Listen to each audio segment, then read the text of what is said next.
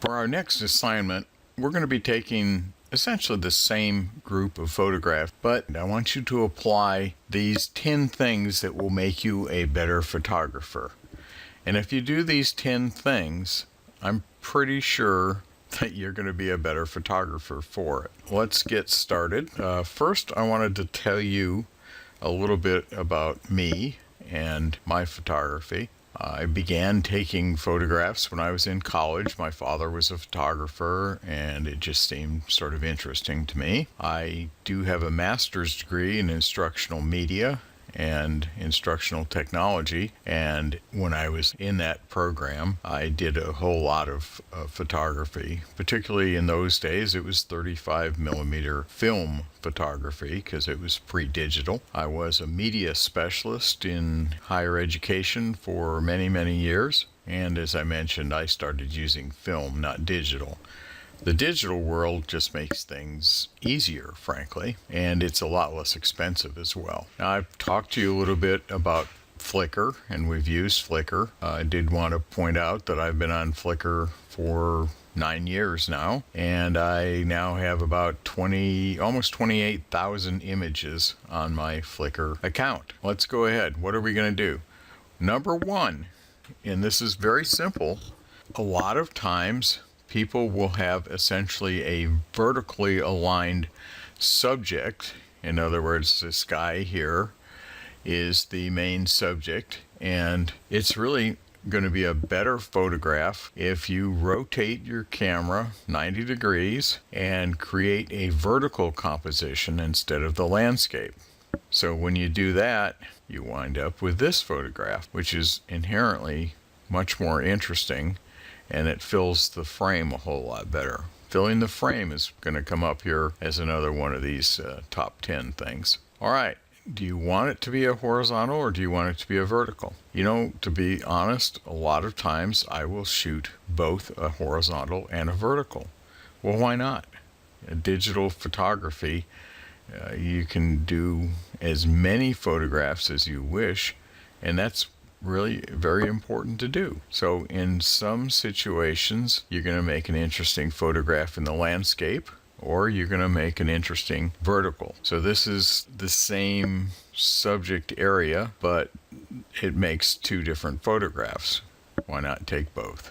Now, this is very important. Most of the time when you see a typical snapshot, people haven't gotten close enough to the subject. By standing too far away, your subject is diminished and the impact of the subject on your photograph is lost. So you want to make the subject dominant. Get in close. If you are in close, it is inherently much more interesting.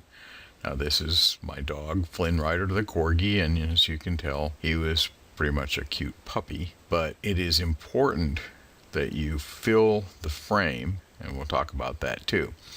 Composition is looking through your camera and seeing what's out there. The real trick to being a good photographer is to be able to see the photograph before you take it. You shouldn't just be firing away and then be surprised. You should be composing your photograph. So here's one of the main composition rules, and it's called the rule of thirds. To use the rule of thirds, you don't necessarily want to put your subject in the dead center of your image. If you're really fully filling the frame, you can get away with that. But if you're not, you would want to use this rule of thirds, and I'll explain it just a little bit more. So what we're going to do is we're going to divide your image area into thirds, horizontally and vertically. And then you're going to place your subject close to the intersection of those lines. Some cameras actually have the grid built in, and if you're just starting out and your camera has this feature, I recommend using it because it'll help you avoid the centering phenomenon. Centering can work, but a lot of times your photos are going to be much more interesting if you're using this rule of thirds. So here's a frame. This is a landscape frame, and as you can see, we've got the images, the lines rather, that are going horizontally and vertically. And so where you want to put your focus of your subject is oftentimes in the intersection of those lines. We have this photograph where the sailing boat is right in the center, and we have this one where it's over on the right third, and we have this one that's over on the left third. Now, why is the one that you're just looking at now, this third one, the most interesting? Well, it's not centered, and the second one up here is interesting, but the ship, the boat here, is going in this direction. There's not enough space out here, so it looks kind of weird. This is a good composition because not only is it following this thirds thing, but it also gives this space out here, so it looks like the sailing boat has plenty of room to go in this direction. So that's the final photograph. And by imposing these ruling lines over it, you can see that we are pretty much in this quadrant down here. When you have a horizon, like this line here that separates the water and the land, that's the dominant thing. If you put that close to this third down here, it's more interesting. Suggestion number 4, and this is so simple. Take lots and lots of photographs of the same thing. You can go through and you can pick out the one that will be the one that you're going to keep, the one you really like. With digital photography, there's no reason to just take 1 or 2 shots, unless you have to be in that situation where it's like an action thing. You may only get 1 or 2 shots. But if you're taking a landscape, or if you're taking a portrait, or if you're taking a close-up, get more shots. When you have people in the photo, even if they're essentially in the same pose, take several photographs. There are little differences. For example, a lot of times people will blink. If you've got 5 people in a group photo, it's sort of difficult not to have somebody blinking. So you're going to take several photographs and make sure that you've got one that works. People's smiles change. They might be looking a little goofy. So just take plenty of them. We talk in photography about capturing the moment. And capturing the moment is one of the things. It's kind of difficult to do because you may not have control over the environment. You may not have control over the subject. The best thing to do is just simply to take several photographs. So let's look, for example, here is, this is actually a Sneed State graduation from a couple of years ago. This gentleman was the graduation speaker. I took several photos here. And they're actually all pretty good, but this one that's down on the bottom, which I think that's just really kind of a neat photo because he looks just so joyous. And I think that's a good example of capturing the moment. As you can see, this isn't a bad photo here. This isn't a bad photo here. Now, what I did do was I cropped it. And this is a photo editing thing, which means getting rid of some stuff you don't want. So I turned this horizontal photograph into this more vertical photograph. As you can see, this gentleman is the subject. Now, he really doesn't know that I'm taking his photograph. So it is a candid photograph as opposed to being a portrait. Now, here's another photograph I took in Chattanooga. And I just think this is really kind of delightful because you can see that these people are greeting each other, and that was a special moment. So I think that's a good photograph because it does capture the moment. Now, I took several others that didn't work quite as well as this one. Okay, number 5, and this is really important. Move around.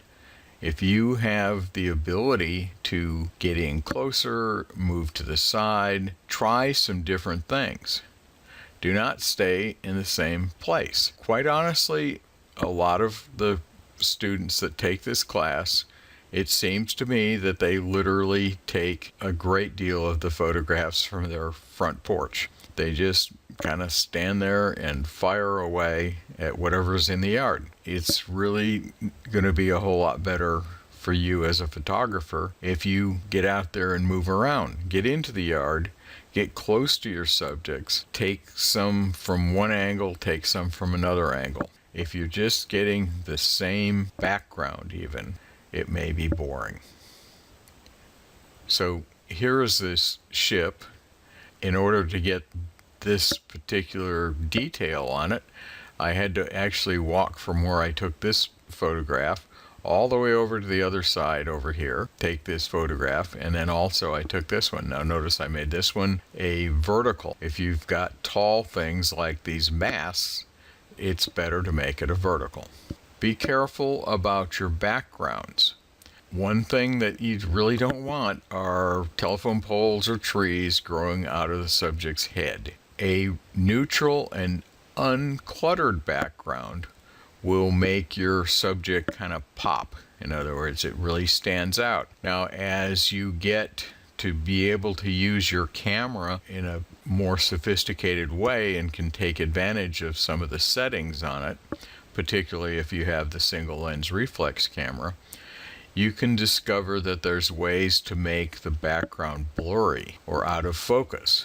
In this photograph, for example, we have a great blue heron, and the background on it, because it was taken, and here's part of the trick really, is if you zoom in. When you zoom in on your subject, it will make the background go out of focus. Number 7, hold your camera very steady. Many times the camera that is shaking or moving a little bit gives your image the appearance that it's not really in focus. It may actually be in focus, but if you're moving your camera, then you're going to have a blurry image. So hold your camera steady. There's actually some techniques that we can cover later on about how to hold your camera. When we are doing photographs that have very low light conditions, indoor frequently has low light conditions, it's even more important. Practice slowly pressing your camera shutter button. Press it smoothly, steadily. Don't jerk at it, don't stab at it, because that's going to move your camera. I recommend that everybody that is a serious photographer should probably get a tripod. There's also a thing called a monopod. I just bought one recently. I really like it. And again, we're going to talk more when we get into the camera itself. Then we will talk more about how you can use your camera settings to help with this. Okay, you want to shoot at proper level and angle. So, for example, if you're taking photographs of a pet or a child, then bend down, kneel even, because if you're just pointing down at the child or at the subject, it actually diminishes the stature of what you're taking a photograph of. So you want to get down there and be more level with it. Now, shooting up, for example, with a ship here, it actually creates a sense of enhancing the vertical nature of this particular photograph. So shooting up makes things look more significant. Pointing the camera down at them diminishes the subject. Some of you may recognize Dr. Watts here in his Religions of the World class, where he puts on the costumes that are associated with religions. I really like this photograph in part because I am at his eye level when I take it. It also has interesting composition. Let's go back to that rule of thirds thing. Okay, so here's a third, approximately a third this way, and here's a third this way. Dr. Watts' face is what you really want to have your eye look at. Now, we're also going to talk about composition in terms of angles and lines. And so what this particular photograph does that's nice is that it creates this line of his arm going up and this line of this shoulder going up, so that kind of comes to this point also. So again, we're talking about lines, and lines and angles are very powerful visual elements. One of the exercises we're going to do will be to have some very specific instructions so that you will take photographs that are really going to bring out the lines.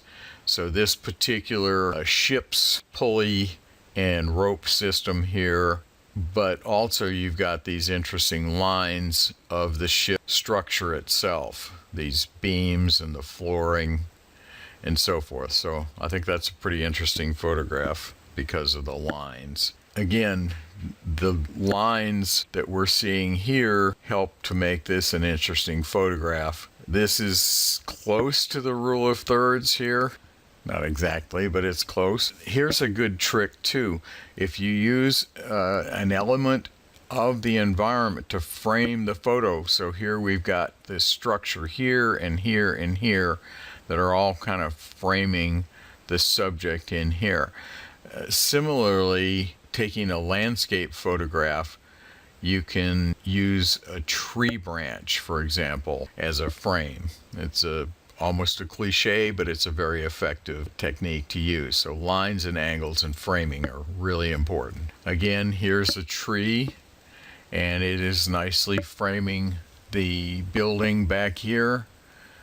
Here's another one that has some interesting lines. Here's your rule of thirds kind of horizon line here. And then you've got this sidewalk. Imagine this was a railroad track or even a road. When things go off into the distant back there, this is called the vanishing point back here. So this is an interesting technique. Number 10, and this is critical, learn as much as you can about your camera. Even these point and shoot cameras have a lot of power, and there's a lot of things you can do with them if you know what those settings are about.